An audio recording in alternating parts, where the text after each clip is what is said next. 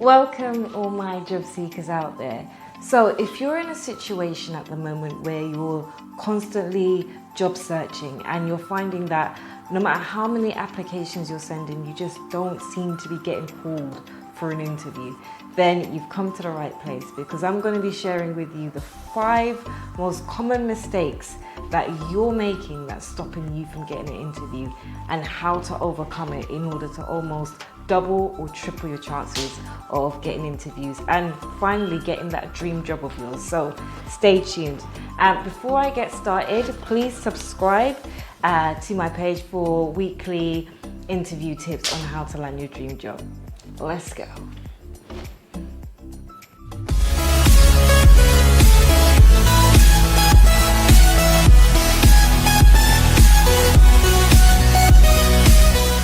Now, I know how frustrating it can be when you've spent ages trying to construct a CV together. Probably took about 3 to 4 days just for you to come up with a CV so that you can be applying for jobs. And you could be applying for months sometimes and no one is getting back to you. And it's just like, what are you doing wrong? Sometimes you'll be on your computer for ages, just checking your email every 10 minutes just to see if somebody realize that you're worthy enough for an interview. It can be really, really soul training, trust me. I know, because I've been there myself. And today I'm going to share with you the tips of how I tripled my chances of getting interviews and how I land my dream job by following these 5 tips. So let's get into tip number 1. Now, the first most common reason why many job seekers are not getting interviews is they are being lazy with their CV. What I mean by this is they're not tailoring their CV based on the job that they're applying for. They're literally using a one-size-fits-all CV and just sending that CV to every job without even looking on how it relates to the job you're applying for. Now, I get it. You might think that you just don't have that time and energy to sit there tailoring every CV for every particular job. But this is the thing. This is what I need to tell you. There is no point sending mass amounts of your CV to different jobs if you're not tailoring it, because you're majorly reducing your chances of the company looking at your CV and thinking, she looks like the right fit. It's better you take time and only apply to 20 jobs and put all of your effort in those applications than to apply to 100 jobs and only get invited for 1 interview, when you can put all of your energy into 20 applications and get invited for 3 interviews. See how it works? So at this point, it's quality over quantity. Like, you really have to put effort in tailoring your CV to the job. Now, if you need help with knowing how to tailor your CV, there is plenty of literature on YouTube, on the internet, of how to tailor your CV. It's simple things such as looking at the job description and using keywords from the job description and putting that into your CV if you have those skills, so that you look like a good fit for that particular job. So that's tip number 1. Mistake number 2 is that you're applying for jobs that you're not qualified for. Now, this goes back to my point of focusing more on the quantity of applications than the quality of applications.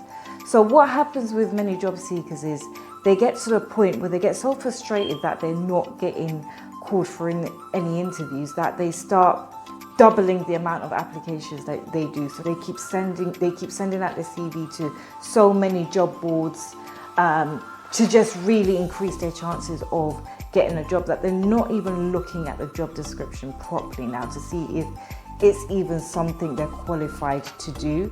So they just apply for it and just hope for the best. You really can't do that. You really have to take time and read the job description properly and make sure that it's a job that you will be able to do. Now, I'm not saying that you need to have 100% of what they're asking for, but you at least need to have about 70 to 75% of what they're asking for. Now, if you're unsure as to what to look for to tell whether you're qualified or not qualified for a job, here's a simple tip. If they're asking for credentials, such as they're asking for For example, if it's an IT company and they're asking for credentials in using a particular software or CRM system, for example, and you don't have that, it's best not to apply.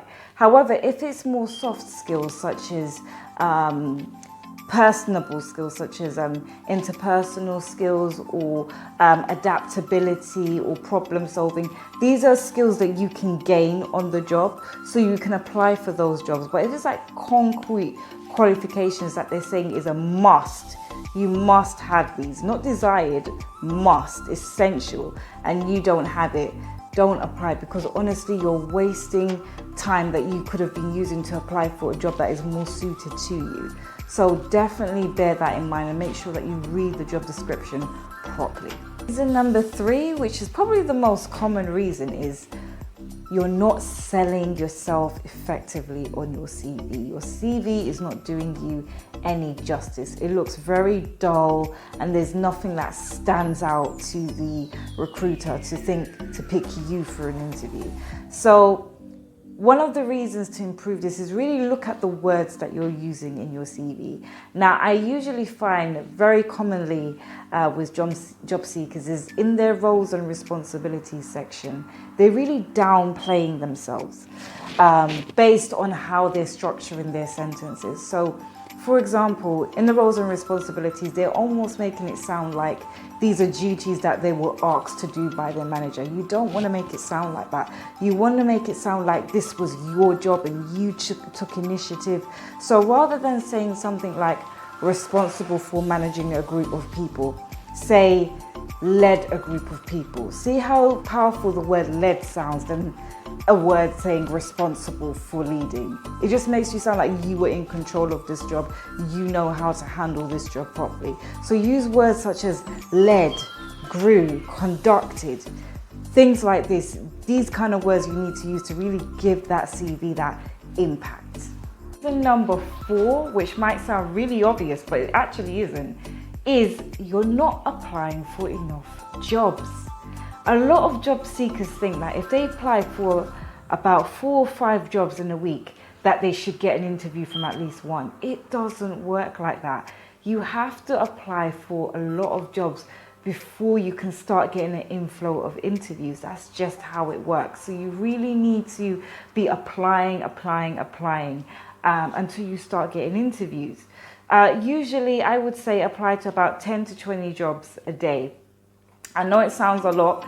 If that's a bit hard for you, at least start off with like 5 and then increase it to like 10, but you need to be applying for quite a few jobs so that you can increase your chance. This will almost double your chances of getting interviews by the more jobs that you apply for. You need to treat looking for a job like a full-time job. 5th and final mistake is that you're only solely relying on job boards to apply for all of your jobs. In this day and time, in this climate, everything is super competitive. Everything is done online. That the job world is just too competitive online that you have to be looking elsewhere to job search as well to really increase your chances of getting employed. So you have to start networking, reach out to companies that you want to work for, you know, and try and build more of a personal relationship. Either contact someone on LinkedIn to really get a foot through the door to work for one of those companies. Like, you have to do that now. You can't just solely rely on online applications.